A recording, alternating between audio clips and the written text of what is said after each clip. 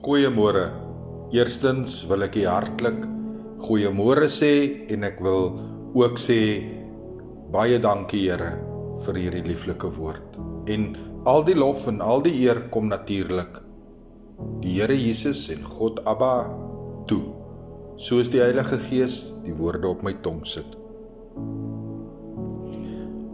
Ver bo wat jy kan dink of ver bo wat jy kan bid, is dit wat God vir jou doen.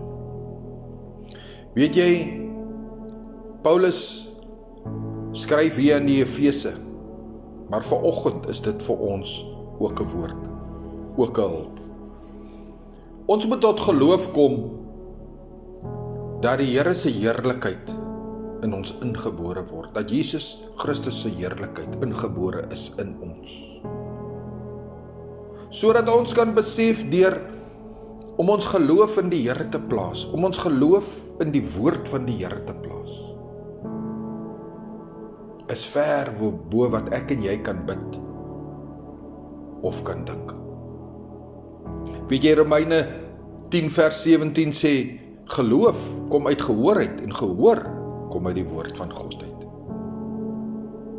Dalk voel u dat u verstaan nie die woord van die Here lekker nie. Of u het nog nooit Jesus Christus ervaar soos ander dit ervaar het nie. Weet jy wat, moenie vanoggend jou bekommer daaroor nie.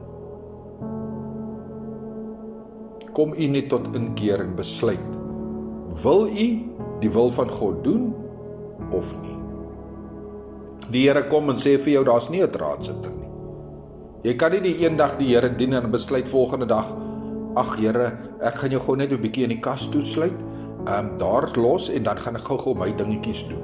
Dit werk nie so nie. Jy of dien die Here of jy dien nie die Here nie. Maar ek wil hê jy moet tot daai geloofsekerheid kom vanoggend dat nog voor jy eers dit gedink het, nog voor jy dit eers gebid het, is dit alreeds aan jou gegee. Is dit alreeds voorsien. Jy weet, dit kan wees wat ook al, dit kan wees siekte, dit kan wees finansiële tekorte, 'n hulp om deur die lewe te kom. Dalk is daar 'n hongerte vanoggend in jou, liggaamlik sowel as geestelik. Dalk voel jy net verlore vanoggend. Ek wil vir jou sê, jy kan net jou voor die Here buig. Of lig jou arms omhoog en sê, Here, hier is ek. Here, u weet alles nog voor ek dit eers kan dink of kan bid.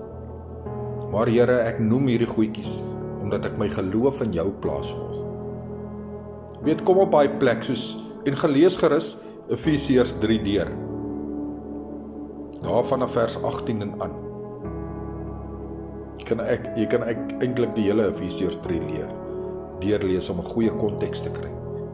Maar ek en jy, ons kan waarlik daai plek bereik, waar ons weet die krag wat in ons werk, is nie ons eie krag nie, maar dit is die krag wat ons verkry, wanneer ons Jesus as ons redder en saligmaker aanneem.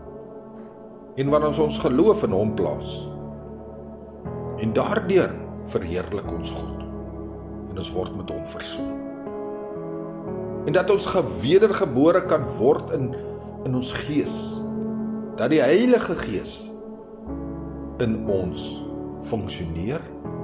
Dat hy ons helper is, dat hy ons trooster is en dat hy ook ons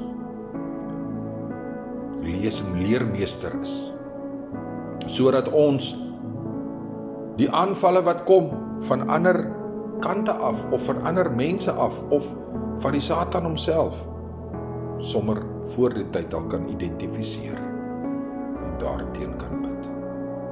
Ek laat hierdie boodskap vanoggend by jou. Pastoor Gary Brood en Water, 5 minute woord, seëngroete, en weet net, so lief het Jesus jou gehad, dat hy alles van hom vir jou gegee het.